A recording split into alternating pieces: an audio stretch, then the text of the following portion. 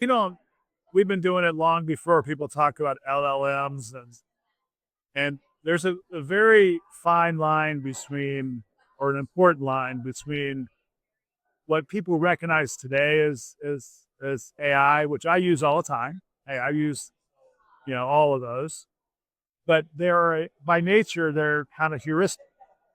You give them the same question and the same inputs 10 times, you get 10 slightly different answers. And what I think for actually running complex, high value, high consequence supply chains, it has to be more than that. It has to be very deterministic, physics based simulation and control. Right? And we've always thought that. So we do use AI the way we talk about it today. Mind you, AI has been around since Turing and, you know, 50, 60 years. I can't remember. I'm getting old. But we definitely use heuristic type of models to help decide what's important. But when it comes to simulating, predicting, and executing, it's got to be much more physics based, much more deterministic, which sounds like old is new again. But that's the only way you can repeat and get the same answer again. And therefore, the lawyers, right, and the finance guys will be comfortable allowing the machine to make real decisions in the tactical execution kind of variety. So you don't see machines using LLMs to fly an airplane, right? That's not the way it works. But they have their place when it under knowledge discovery and